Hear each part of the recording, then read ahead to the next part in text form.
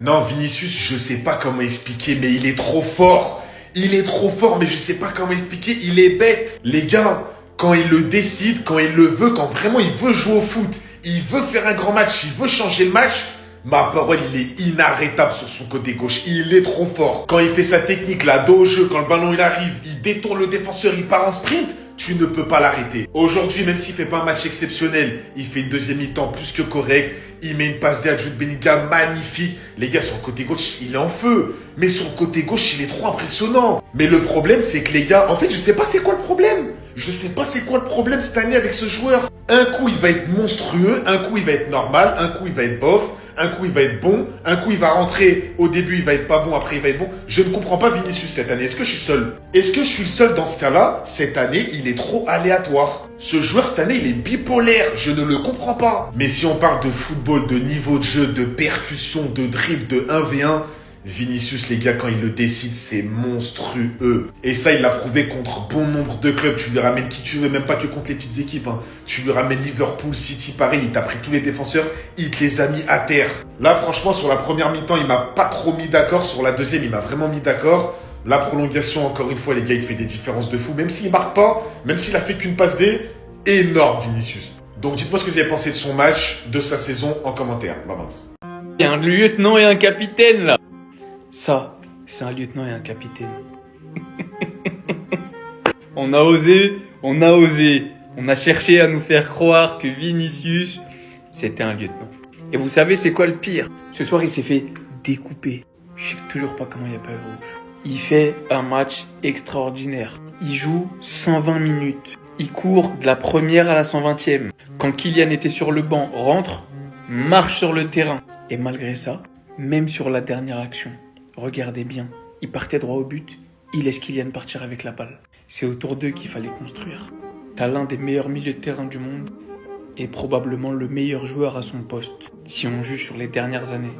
Qu'est-ce que tu vas ramener un joueur qui n'est pas neuf à un poste de neuf, qui va te foutre la merde avec sa grosse tête, qui prend toute la place médiatiquement, et je pense même sportivement, je suis désolé, ce duo ne s'assoit pas à la table de ce duo. Celui-là t'alourdit l'équipe, pendant que celui-là te bonifie l'équipe. Réveillez-vous les Madrilènes. C'est un Barcelonais qui vous le dit. Bellingham ce soir, vous avez vu son match? Non, est-ce que ce soir vous avez vu son match? Parce que depuis l'arrivée de Kiki, et qu'il a repassé bien au milieu, on en parle beaucoup moins. Mais les efforts, la qualité technique qu'il a pour son gabarit, et son sens du but, et son volume de jeu. Parce que Vinicius, il change pas de registre. Il est exceptionnel dans son registre. Bellingham, il nous a montré une panoplie de l'année dernière du faux neuf à aujourd'hui où il est repassé milieu de terrain et regardez son match. Bref, dites que je suis un hater d'Mbappé si vous voulez. Ça me gêne pas. Je suis même pas hater en vrai. Mais je parle juste de football. Les vrais amateurs de football. Les vrais passionnés de football. Et les vrais supporters du Real. Pas les gens qui parlent de foot avec quelque chose au fond de la gorge. Ils savent très bien ce que je dis, c'est réel. Ce Real-là, avec les mêmes joueurs, et un Harry Kane en pointe, ou un Osimhen. Et je vous jure que dans le jeu, ça tourne pas pareil. Ça serait tellement au-dessus. Mais bon, vous êtes pas prêts pour ce débat, je crois. Je suis obligé de défendre un joueur que j'aime pas. Dites-vous que j'ai cru entendre que Vinicius devait être le lieutenant de Kylian Mbappé. Vinicius, qui t'a porté le Real, a gagné 2 Ligues des Champions, une avec Benzema Prime et une l'année dernière où c'est lui qui a son prime. Vinicius qui se montre 2 fois décisif ce soir et qui permet au Real d'égaliser 2 fois. Pour l'action d'Hendrick avec un superbe extérieur du pied, une passe délicieuse. Et sur le but de Bellingham, c'est lui qui vient te tuer les défenseurs. Et dites-vous que certains acceptent le rôle qu'on veut donner à Vinicius. Ce soir, c'était un match chaud. C'est qui était là à la bagarre? C'est qui se faisait casser? C'est qui recevait les fautes? C'est qui a fait le bonhomme sur le terrain? C'est Vinicius. Pendant que Mbappé, dans un match compliqué, avec beaucoup d'intensité, qui est en plus un remplaçant qui est rentré en deuxième mi-temps, c'est-à-dire qu'il a les jambes fraîches, fantomatique. Je sais pas si vous avez entendu, mais Vinicius est allé jusqu'à se faire siffler. Il s'est fait siffler aujourd'hui et il était beaucoup critiqué avant ce match. Parce que certains ont accepté le fait que Vinicius devienne un lieutenant parce qu'il était moins bon. C'est une dinguerie les gars. Enfin bref, sinon vous les gars, vous en pensez quoi? Ramenez-vous sur Snapchat, on s'ennuie. Vous a dit, les médias on laisse ça aux journalistes. C'est sur le terrain que les vrais hommes répondent. Vinicius Junior, patron. Ouais, numéro 2 dans le plan de la hiérarchie de Patati, tchan tchan tchan. C'est lui le patron. Il l'a montré une fois de plus ce soir. Il accélère le jeu, c'est lui qui décide du sort d'un match. Et aujourd'hui, faut voir ce qu'il a fait sur le côté gauche. Les dégâts qu'il a fait durant tout le match, les gars. Il s'arrêtait pas de percuter, il était en feu total. Je pense qu'il a mal pris la fake news. Parce que moi, je vous le dis, c'est une fake news. Ne croyez pas à tout ce que vous voyez. Il n'y a pas de numéro 2, il n'y a pas de hiérarchie, je sais pas quoi. La place, elle se gagne sur le terrain. Et si quelqu'un a prouvé entre Vinicius et vous savez qui, c'est Vinicius. Toute l'année, all day. Et aujourd'hui, il a montré que c'était lui le patron au Real Madrid. Il a montré que c'était lui le patron sur l'aile gauche. Il a montré que quand il voulait donner ça, il donnait ça. 2 passes décisives, il trouve pas le chemin défilé. Mais quel match de Vinicius, quelle débauche d'énergie, les gars, il s'arrêtait jamais. Il s'arrêtait jamais. Aujourd'hui, on lui doit cette victoire. En partie. Il serait pas là, on gagne jamais de la vie. Jamais de la vie. Il a encore ces petits problèmes de contestation, ces petits problèmes de comportement, ces sauts d'humeur qui l'empêchent d'être parfait. Tout simplement. Mais moi, je vous le dis, c'est la seule chose qu'on puisse lui reprocher. Vinicius, il est irréprochable dans ce football, les gars. Irréprochable. Aujourd'hui, c'est son altruisme qui a été mis en valeur. Mais même sans parler de ça, les gars, Vinicius, c'était excellent. Excellent. Sans parler des passifs, il était trop fort. Il réussissait absolument tout ce qu'il faisait. Il faisait même des prises à 2 sur la fin sur lui. Ça le taclait comme je ne sais quoi. Et d'ailleurs, les arbitres qui n'agissent pas, tu m'étonnes, ils s'agacent. Mais bon, on va toujours dire que c'est lui le problème. Vinicius, vieux père, respect. Restez sobre, abonnez-vous les gars, ça attrape. Le Real Madrid a été mauvais, mais il y a quand même une bonne nouvelle. Vinicius a été stratosphérique aujourd'hui. Vinicius a fait un putain de match aujourd'hui. D'ailleurs les gars, allez regarder mon débrief sur YouTube, j'ai tout détaillé sur la victoire du Real Madrid, la qualification que le Real Madrid a réussi à faire, les prestations individuelles de tous les joueurs. On se rapproche des 20 000, donc allez vous abonner sur YT la famille. Donc les gars, Vinicius a tout simplement répondu aux critiques. Il a tout simplement répondu à ses détracteurs. Il a montré que c'était un grand joueur. Auteur d'un doublé aujourd'hui, déjà la première passe décisive qu'il arrive à nous faire sur Hendrik, c'est du haut niveau. C'est du Luka Modric. Et vous imaginez, il est très sous-coté en termes de passes, Vinicius. Alors il a été critiqué, à juste titre. Et c'est totalement normal. Parce que lorsqu'il fait des mauvais matchs, il faut quand même lui taper dessus et lui rappeler qu'il a fait un mauvais match. Et même par rapport à ses attitudes, à certains moments, ça peut arriver. Mais lorsqu'il est au-dessus de la mêlée, il faut quand même le rappeler. Mais ce qui a rappelé, c'est que Vinicius doit faire preuve de beaucoup plus de régularité pour s'imposer en tant que leader ultime du Real Madrid. C'est là que tu rentres dans la cour des grands. Mais sinon, en vrai, c'est à toi. En tout cas, alhamdoulilah. Je n'arrive pas à comprendre comment c'est possible. J'ai comme un sentiment que tout le monde est en train de l'abandonner. Que la direction veut mettre en valeur Kylian Mbappé, c'est un fait auquel je m'y attendais. Depuis le début, je m'attendais à ce que cela arrive. Mais voir aujourd'hui les supporters du Real Madrid réagir ainsi envers le joueur phare, qui a littéralement porté le Real Madrid aujourd'hui. Premier but, passe décisive de fou de Vinicius, extérieur. Deuxième but, passe décisif encore de fou de Vinicius à la fin de sa course, quand la Real Sociedad était sur le point de se qualifier, qui permet à Bellingham de marquer. Troisième but, c'est lui qui provoque le corner, sans parler des efforts constants effectués de la première jusqu'à la 120e minute, de toujours essayer de percuter, de toujours essayer de se procurer des occasions, malgré cette défense qui flottait. Et on nous apprend que le Bernabéu a sifflé Vinicius. Tout ça pour ça. Comme je l'ai dit en début de vidéo, que le personnel se mette à changer, à vouloir changer de leader. Je m'y attendais. Mais vous, les supporters, comment vous pouvez oublier tout ce que ce mec nous a fait pour nous? Le football est vraiment ingrat à un point que je ne m'y attendais pas du tout. C'est vraiment incroyable d'en arriver à là. Autant j'aime beaucoup ma communauté, mais des fois, je peux vraiment la détester aussi pour autant. Il y a 3 choses auxquelles tu ne peux pas échapper. La mort, les impôts et le Real Madrid. 3-1, 4-4. Mais avant toute chose, venez sur Twitch, on va débriefer le match tranquillement avec tous les matchs de la soirée. Je sais pas si vous avez la même sensation quand vous regardez le Real, mais en prolongation, tu sais qu'il va gagner. Honnêtement, tu sais qu'il va gagner. Mais par contre, combien de temps le Real va tenir avec cette défense? Combien de temps? Parce qu'il faut le dire, à la bas, il était tout proche du triplé. Il jouait contre le Real Madrid. 2 buts contre son camp. Je crois le deuxième, je sais pas si c'est contré ou contre son camp. On sait pas comment le qualifier. Mais le premier but contre son camp, rien à dire. S'il vous plaît, regardez où il est quand Lunin rate son intervention et Oyarzabal marque le but du 4-4 pour aller en prolongation. S'il vous plaît, 4-3 pardon, pour aller en prolongation. Il est là.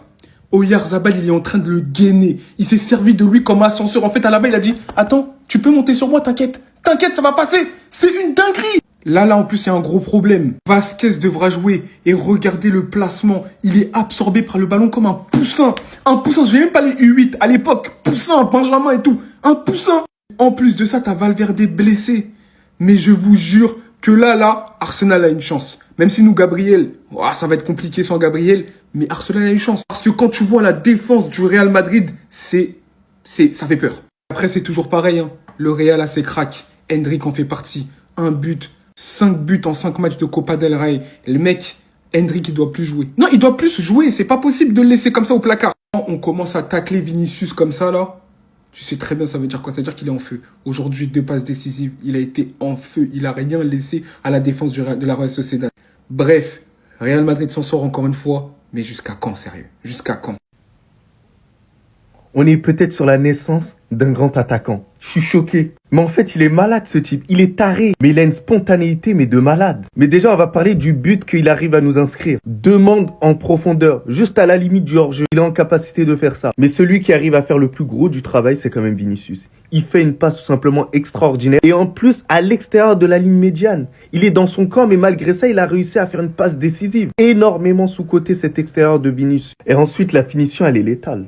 Elle est magnifique, elle n'est pas donnée à tout le monde. Cette finesse technique. En fait, ce que j'ai aimé dans cette première mi-temps, c'est qu'on voit que Endrick, c'est un vrai numéro 9. Il sait où se positionner dans le bon moment, prendre le bon espace. Parce que je ne sais pas si vous avez vu, mais Jude Bellingham, mais on le voyait davantage. Mais c'était incroyable. Donc par pitié, Carlo Ancelotti, davantage de matchs pour ce joueur-là. Il est vraiment incroyable. Il a une marge de progression tout simplement extraordinaire. Dans n'importe quel club, il aurait eu un minimum de temps de jeu. Je dis pas qu'il doit être titulaire là dès maintenant.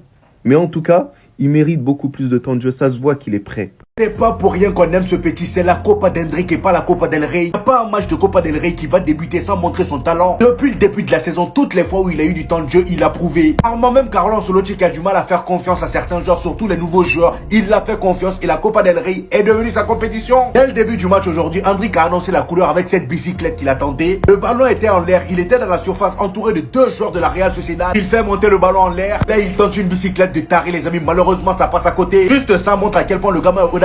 Et le but qu'il a marqué là, est-ce qu'on peut en parler s'il vous plaît? Déjà parlons même de la passe décisive de Vinicius. Rarement j'ai cru voir Modric sur le terrain. Sur la ligne de touche dans le camp du Real Madrid, il a lâché à l'extérieur du futur. Regardez Endrick qui fait l'appel. Le petit s'est retrouvé devant le gardien et le connaissant, il rigole pas devant les buts. Ça c'est un vrai attaquant. Même à son jeune âge, on sent que ouais, il est beaucoup plus cohérent à ce poste-là. La finition au rendez-vous, le gars il est venu, il a piqué sans même réfléchir. C'était un automatisme même. Et la célébration qui va avec. Par contre la célébration mon ami. Après ça reste un hommage à Vinicius parce que c'est Vinicius qui a quand même fait la passe. Vraiment, est-ce que vous vous rendez compte du talent que ce gamin là a? Il joue presque jamais. Le peu de temps où on le laisse jouer, à chaque fois il ferme nos bouches. 5 matchs, 5 buts en 4 titularisations. Rarement il y en a qui commencent à dire que si ce gars là était titulaire depuis le début de la saison à la place de Kylian Mbappé, il aurait sûrement aussi marqué le même nombre de buts que Kylian Mbappé en ce moment. Enfin, moi je dirais pas ça, mais je pense qu'il aurait quand même marqué beaucoup de buts parce qu'il n'aurait pas eu besoin d'adaptation à ce poste là, étant donné que c'est son poste de prédilection. Bref, en tout cas il est en train de sortir un match de taré les gars. Il n'y a pas plus bizarre que ce club là, le Real Madrid. Vraiment, si c'est pas des sorciers, qu'est-ce que c'est? Si je comprends bien, ça va être comme ça tout au long de la saison. Dans le jeu on est nul, on a endormi. Dans le jeu on attend toujours de se prendre un but pour se réveiller et dès qu'on égalise, ça y est, on se rendort. On donne de l'espoir au club adverse jusqu'aux 5 dernières minutes et ensuite on gagne le match. Avec ça, il y a des gens qui disent que supporter le Real Madrid c'est facile parce qu'on remporte tout le temps des trophées, c'est facile de les supporter. Non les amis, pour supporter ce club là, il faut avoir bac plus 5 en rétention de stress. Qui aurait pu deviner l'issue du match aujourd'hui? De toute façon, non, on se faisait trouer à cause de ce gars là. Qui aurait pu croire qu'on allait gagner ce match là? Non, personne. Et à la dernière minute que Jude Bellingham a voulu prouver quelque chose, voilà, lui et Vinicius, ils se sont reconnectés, ça y est. En parlant de Vinicius, quel travail il nous fait sur la passe décisive pour Jude Bellingham. Contrôle orienté dans les fesses. Là, il conduit le ballon jusqu'à la surface adverse. Passe décisive à Jude Bellingham et le gars, il a mis le but là-dedans avec une simplicité. C'est ça la définition de mettre une clim. Il n'a même pas célébré. À la fin, Rudiger était là pour nous rappeler à quel point il aurait dû être titulaire. Hein, là-bas. Ce genre de match là, les amis, je vais pas vous mentir, c'est bien qu'on se soit qualifié parce que j'aimerais bien voir une finale Real Madrid-Barcelone. Et ça me fout quand même la rage de souffrir autant pour à la fin gagner à chaque fois. Combien de prolongations on a joué ces derniers temps? On ne fait qu'enchaîner. De toute façon, on a joué face à la Real Sociedad aujourd'hui là. Si on joue comme ça face au FC Barcelone en finale, on va se faire éclater. Ça, je vous le dis, j'en suis sûr et certain parce que là-bas, il n'y a pas match aller-retour. Hein. Bon, viens maintenant siffler penalty. Non, là, je veux jouer la carte de la folie. Je veux jouer la carte de la folie. J'en ai rien à faire. Voilà. Viens siffler. C'est hard. Actuellement, c'est hard, les gars. Là, je prends tout. Et plus sérieusement, dans cette action-là, comme je vous l'ai dit, en fait, c'est à l'appréciation de l'arbitre. Vous voyez, la dernière fois, quand il y a eu faute sur Arda Güler, moi, je trouve que le penalty a été trop gentiment donné. Donc, moi, j'aurais pas sifflé. Mais après, c'est pas un drame que l'arbitre l'ait sifflé, la faute d'Arda Güler. Mais là, les gars, je suis désolé, c'est la même chose. Là, il y a un contact sur Kubo. Si l'arbitre siffle penalty à ce moment-là, il n'y a pas un drame. Il n'y a pas un drame à ce moment-là. Je me tais et je me dis, bon, Vinicius, pourquoi t'as fait ça? Et que l'arbitre se dise que le contact n'est pas suffisant, je peux le comprendre aussi. Je peux le comprendre qu'il sent que le truc, il est trop léger. Comme je vous l'ai dit, moi, si j'étais arbitre, je ne siffle pas des choses comme ça. Parce que bon, peut-être que j'ai été défenseur autrefois et voilà, j'ai une sensibilité de ne pas donner trop facilement des pénaltys. Donc les gars, je suis pas arbitre. Je ne suis pas arbitre. Donc, allez voir l'arbitre, allez lui envoyer un mail, numéro de téléphone, etc. Non, moi, je ne suis pas. Tout dépend de la sensibilité de chacun. À certains, ils vont dire, je suis pas objectif. Mais là, honnêtement, les gars, tu siffles ou pas penalty, il n'y a pas de scandale. Voilà. Non, mais en fait, le Real Madrid, je sais pas comment expliquer. Ils s'en sortent toujours. Peu importe la situation, ils sont jamais à terre. C'est un truc de fou. Peu importe, ils gagnent, ils perdent, ils jouent bien, ils jouent mal. Ils se font remonter, ils se font pas remonter. C'est toujours le même scénario. Alors, si on parle du match, bien évidemment, pour moi, il y a penalty ici, malgré que c'est pas flagrant. Vinicius ne joue pas du tout le ballon. Il tient Kubo avec ses mains. Pour moi, c'est faute. Maintenant, il y a aussi une faute, je crois, non sifflée sur Bellingham. Donc ça rééquilibre un peu. Après, je vous mens pas, vous me connaissez, je suis pas du genre à parler des arbitres, donc on va parler de football. Le Real Madrid se qualifie en finale de Coupe du Roi. Demain, ce sera à nous, au Barça, contre l'Atlético. Mais en fait, ce club, cette équipe, les gars, c'est trop. Peu importe la génération qu'ils ont, ils ont toujours le dessus sur l'adversaire.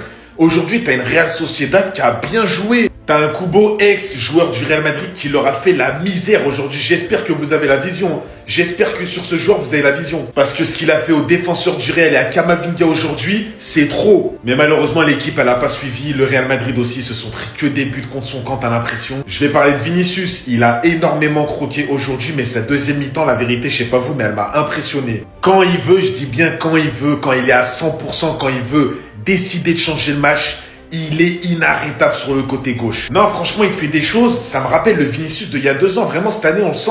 C'est un peu une montagne russe. Mais Vinicius, dans les fins de match, quand vraiment il le décide, t'as l'impression qu'il peut retourner le match. Même s'il marque pas, aujourd'hui, il fait quand même une passe D à Jude Bellingham qui la met au fond. T'as un Antonio Rudiger qui était remplaçant, il me semble, si je me trompe pas, qui rentre, qui te fait encore la différence.